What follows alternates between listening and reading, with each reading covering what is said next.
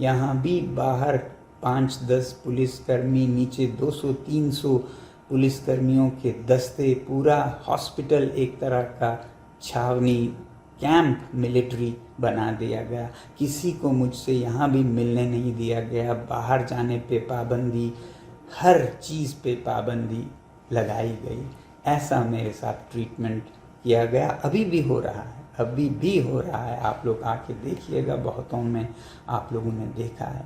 तो 21 तारीख को ट्यूसडे को ऑर्डर के बाद रात को मैं यहाँ गुड़गांव के हॉस्पिटल, वेदांता अस्पताल में पहुंचा और उसी रात देर रात केंद्रीय मंत्री जेपी नड्डा जी और जितेंद्र सिंह जी आए। मुझे बताया गया इस एजेंसी के अफसरों ने कि वो आ रहे हैं कुछ बात करने, और फिर आए और उन्होंने कहा कि आप अनशन तोड़िएगा, हम चाहते हैं अनशन आपका न रहे वगैरह वगैरह। मैंने उन्हें कहा कि मैं यूं ही तोड़ने के लिए तो बैठा नहीं हूँ, शर्तें होंगी, उनको आप माने तो मैं अनशन तोड़ भी दूंगा। तो शर्तें पूछी गई हमसे।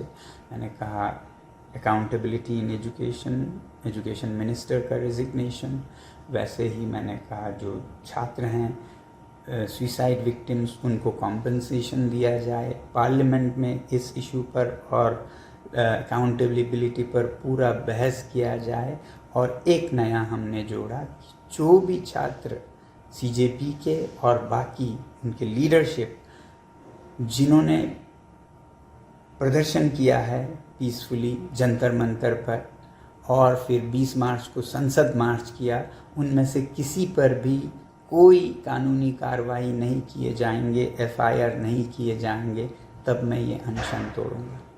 तो उन्होंने 1-2 को तो मानने की रजामंदी जाहिर की, 2-3 पर वो पूछ के बताएंगे ऐसा कहा, और फिर वो चले गए। अगले दिन शायद वो आएंगे ऐसा मुझे बताया गया था कि आप तोड़िएगा, हम इस पे बात करके आएंगे और हाँ हम आपको अनशन तोड़वाएंगे। मगर मैं नहीं चाहता था कि मैं अनशन उनके हाथों तोड़ूं, केंद्रीय मंत्रियों के हाथों। इसीलिए मैंने मांग की कि जो हमारे अलग अलग दलों के, राजनीतिक दलों के सांसद हैं, वो सब जितने आ सकें आएँ, और फिर हमारे छात्र नेता सीजेपी के आएँ, और लद्दाख के जो नेता लद्दाख से यहाँ आए थे वो आएँ, और उन सब के उपस्थिति में मैं अनशन तोड़ूं। अगले दिन मैंने इसके लिए उम्मीद की और आए भी लोग यहाँ पर। मगर अगले दिन सांसद आए कोई 15 से 20, उन्हें किसी को अंदर नहीं आने दिया गया। बाहर गेट पर खड़ा कर 3-3, 4-4 घंटे इंतज़ार करवाया गया। सीजेपी के हमारे छात्राएं आई थी, उनको भी रोक कर रखा गया। लद्दाख के नेताओं को तो पूरा आधा दिन इंतज़ार करवा के शाम को खाली हाथ लौटा दिया गया। इस तरह से उन पर क्रूरता से व्यवहार किया गया। मुझसे, एक आज़ाद नागरिक से, जिसे दिल्ली हाई कोर्ट ने आज़ाद डिक्लेयर किया था, उससे मिलने तक नहीं दिया गया। अब हम इस पर कंटेम्प्ट ऑफ कोर्ट का कार्यवाही शुरू करने की सोच रहे हैं। अगर कोर्ट ने हमें कहा कि हम जहां चाहें जा सकते हैं, मिल सकते हैं, तो किसने और क्यों ऐसे लोगों को रोका है? तो पूरा दिन जो 22 तारीख का था वो इसी में चला गया। और जो केंद्रीय मंत्री थे वो तो आए नहीं, वो अपने मीटिंग्स करते रहे। हाँ, उन्होंने एजेंसीज़ के ज़रिए मुझसे हम ये मानेंगे, ये नहीं मानेंगे, ये नेगोशिएशन पूरा दिन चलता रहा, अगले दिन तक भी, जिसमें वो इस्तीफ़ा, राज़ीनामा जो धर्मेंद्र प्रधान जी का है, उस पर तो वो टाइम लेना चाहते थे, अभी हम नहीं कह पाते हैं वगैरह वगैरह। कॉम्पनसेशन का उन्हें समस्या नहीं था, पार्लियामेंट में डिस्कशन पे कोई समस्या नहीं थी, मगर जो छात्रों पर कानूनी कार्रवाई नहीं होगी उस पर उन्हें बहुत एतराज़ था। और मैंने कहा इसके बिना मैं अनशन बिल्कुल नहीं तोड़ूंगा। मैं अनशन तोड़ के चला जाऊं और जो छात्र हैं उन पर एफआईआर लगे, सालों साल उन्हें कोर्ट कचहरी में, जेल में, एनएसए में जाना पड़े। मुझे पता है लद्दाख में 24 सितंबर के बाद लगभग 80 नौजवानों पर क्या क्या गुजरी हैं। मैं नहीं चाहता था कि यही यहाँ के सीजेपी के लीडर्स और छात्रों पर, वॉलंटियर्स पर हो, तो मैं उस पर अड़ा रहा कि इसके बिना मैं बिल्कुल अनशन नहीं तोड़ूंगा, चाहे मैं हफ्ता यहाँ पड़ा रहूँ। फिर आखिर उन्होंने कहा ये हम करेंगे मगर रिटन में नहीं दे सकते हैं, हम वर्बली कहेंगे। मैंने लॉयर्स से कंसल्ट किया, दिल्ली के नामी लॉयर्स, वकीलों से। उन्होंने भी कहा कि ये लिखित में तो कभी नहीं देगी सरकार, मगर हाँ वर्बल हो सकता है। मैंने नहीं माना। मैंने कहा जब तक लिखित में नहीं होगा मुझे कोई जल्दी नहीं है, मैं पढ़ा रहूँगा भूखा, आप जाइए। मगर देश में जिस तरह से बढ़ता जा रहा था छात्रों का आक्रोश, उसके चलते फिर 23 तारीख यानी कि कल रात को खबर लाई गई कि वो मान गए हैं लिखित में देने के लिए भी कोई छात्रों पर कार्यवाही नहीं होगी। साथियों, मेरा इस मुद्दे पर सबसे ज़्यादा ध्यान था कंडीशंस में से कि ये जो लीगल एक्शन है, ये एफआईआर्स हैं, उस पर, ना कि इस्तीफ़ा पर। जो रेजिग्नेशन है वो भी एक कारण है। मैं कह रहा था एक और वीडियो में कि मेरा दिमाग अलग तरीके से चलता है। मैं इस रेजिग्नेशन को बहुत ज़रूरी मेरे द्वारा करवाना नहीं समझता हूँ। आपको पता है ये रेजिग्नेशन जो कि छोटी सी बात है इस सरकार के लिए, ये ऐसा न करने से उन्हें कितना नुकसान हो रहा है। पूरे देश में उनकी नाम बदनाम हो रही है, गुस्सा हो रहा है, नफ़रत कर रहे हैं लोग। मुझे ये पता था कि इस तरह से वो ज़्यादा टिक नहीं पाएंगे। वो रेजिग्नेशन वैसे ही आज या नहीं तो कल देंगे, और नहीं तो मेरे अनशन तोड़ने के साथ आंदोलन तो ख़त्म नहीं होगा, तो हमारे सीजेपी के जो छात्र हैं वो करवाएंगे। इस पर ध्यान देने से ज़्यादा मुझे छात्रों की रक्षा, सुरक्षा पर देना था, ताकि वो जब कार्रवाई करें तो उन पर कानूनी कार्रवाई ना हो, वो कवर में दे सकूं। बाकी वो कर सकते हैं। और क्योंकि उन्हें ही नुकसान हो रहा था तो मुझे पता था ये जल्द ही हो जाएगा रेजिग्नेशन का काम भी, इसलिए मैंने उस पर ज़्यादा जोर नहीं दिया। फिर कल रात को लगभग 12 बजे, रात के 12 बजे, जबकि दिन में इतने सारे लोग आए थे, छात्र आए थे, नेता आए थे, एमपीज़ आए थे, जो कि ये अंडरस्टैंडिंग और ये अनशन तोड़ने के लिए आए थे। मेरी डिमांड यही थी कि मैं सबके उपस्थिति में ये अनशन तोड़ूंगा, जहां मंत्री भी होंगे, जिनसे हमने कॉम्पनसेशन लेना है, ये गारंटी लेना है कि कोई कार्रवाई नहीं होगी, उनका उपस्थित होना भी ज़रूरी है। साथ में हर एक पार्टी के, मैंने कहा था, 2-2 एमपीज़ होंगे, सीजेपी के नेता होंगे, लद्दाख के नेता होंगे। मगर उन सब को वापस करने के बाद फिर कल रात को कोई 12 बजे मुझे बताया गया कि मंत्री अभी आ रहे हैं, वो मान गए हैं ये अनशन तोड़वाने पर, लिखित में भी देने पर।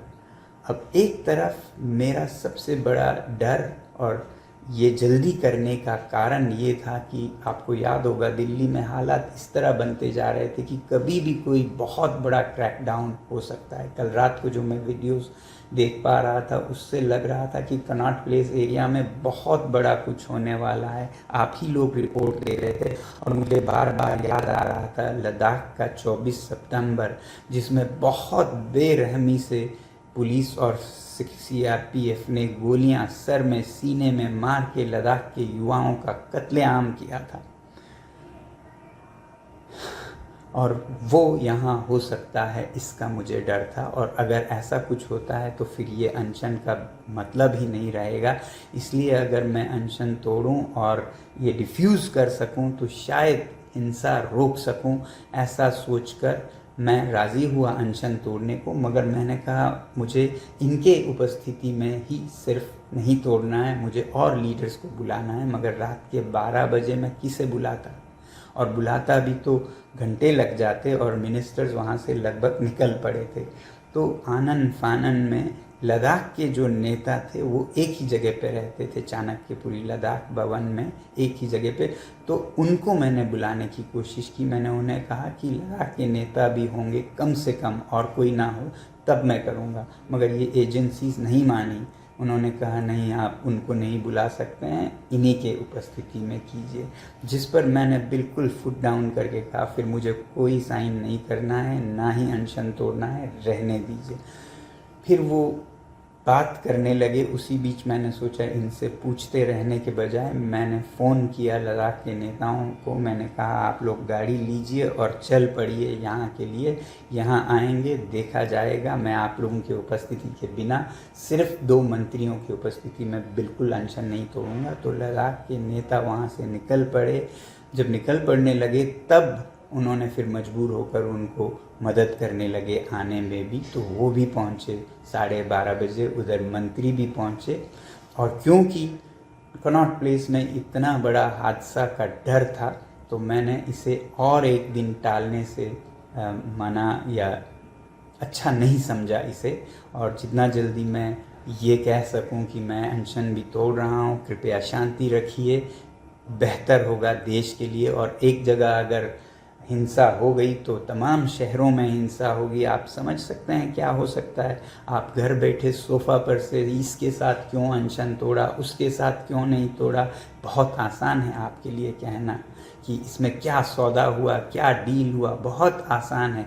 अपने ज़बान को ज़रा तोल कर बात कीजिएगा। कितना आप हानि कर सकते हैं किसी के दिल को जो हफ्तों से घर नहीं गया है, सड़क पर बैठा है भूखा प्यासा, उस पर ऐसा बोलते हुए आप लोगों में ज़रा भी रहम नहीं आई। मैं ये पूछना चाहता हूँ। तो ऐसे हालात में जब खतरा था विस्फोटक स्थिति का, तो लद्दाख के नेताओं को लाकर उनके साथ मैंने बाकायदा लिखवा कर लिया कि कोई कार्रवाई नहीं होगी छात्र नेताओं पर, छात्रों पर, सीजेपी पर। और फिर लिखवाया कि कॉम्पनसेशन होगा, पार्लियामेंट में डिस्कशन होगा। हाँ, मैंने अकाउंटेबिलिटी के बारे में उनसे ज़रूर कहा कि आप समय लेके भी करिए, मगर ये करना होगा आपको। जोर नहीं दिया क्योंकि मुझे पता है ये वैसे भी होने ही वाला है। तो मैं और 2 दिन के लिए इसको क्यों टालता। इस जितना जल्दी होता भारत की शांति के लिए ये उतना ही काम आता, ये अनशन का तोड़ना। तो ऐसे हालत में कल मेरा अनशन तोड़ना हुआ। मेरे सबसे बड़ा दुख था कि मुझे उन हालात में तोड़ना पड़ा, रात के 12:30 बजे, जिसमें मेरे साथी जो छात्र हैं वो भी नहीं आ पाए। जो एमपीज़ यहाँ आए थे मिलने के लिए मुझसे, जिनको मैं बुलाना चाहता था दोबारा ताकि मैं उनके उपस्थिति में उनके हाथों से भी लेकर अनशन तोड़ूं, वो नहीं आ पाए। वो मेरे दिल का सबसे बड़ा दुख होगा। मगर फिर कहते हैं ना, कभी किसी को मुकम्मल जहां नहीं मिलता, कहीं ज़मीं तो कहीं आसमान नहीं मिलता।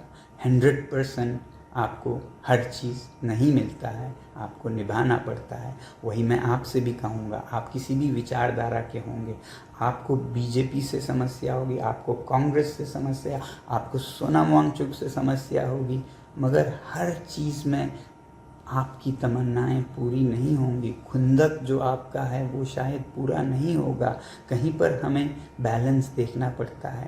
कहते हैं ताश के खेल में जीतने वाला वो नहीं है वो जो ज़्यादा किस्मत जिसकी चलती है, बल्कि वो है जिसे कब उठकर जाना है ये समझ आता है। तो मैं यही सोच रहा था, अब इसे रोकना होगा, नहीं तो अनर्थ हो सकता है देश में। तो ऐसे हालात में कल 12:30 बजे मैंने अनशन तोड़ा। अगर ये गलत था तो मैं कसूरवार हूँ, मुझे सज़ा दीजिए या मुझे माफ़ कर दीजिए। मैं शायद फिर ऐसा कभी गलती ना करूं कि अपना पूरा ज़िंदगी दे के दिल्ली के सड़क पर इन हालातों में रहूं। मगर नहीं, मेरा ख्याल ये है कि आप अनजान हैं, आपको ख्याल नहीं है क्या यहाँ हालात थे, कैसे मुझे रखा गया है, इस दिल्ली को कैसे नॉर्थ कोरिया बनाया गया है, जिस पर कि सवाल उठने चाहिए, जिस पर कि हम कोर्ट में भी चैलेंज करेंगे कि कैसे नागरिकों को ऐसे ट्रीट किया जाए जब दिल्ली हाई कोर्ट अपने फैसले सुनाती है। ये एक अलग चैप्टर है, मगर जो भी गुजरा है उसके बावजूद ये सब सहते हुए भूख के ऊपर ये सब हमने किया है। आपके लिए कहना बहुत आसान होता होगा, मगर हमारे लिए हर चीज़ में से गुज़रना, उसे जीना और उसमें से फिर निकल कर आना उतना आसान नहीं है। तो थोड़ी सी आप भी मन में संवेदना रखिएगा, हमदर्दी रखिएगा हमारे साथ। अभी मैं उठ के खड़ा हो भी नहीं पाया हूँ कि ऐसी बातें जो कि दिल को चीर के जाती हैं सुनने के हालत में नहीं हूँ। कृपया अपने वाणी को लगाम दीजिएगा। बोलें तो प्यार की वाणी बोलिएगा, न बोलें तो ना ही बोलें, फिर वो ज़्यादा मेरे लिए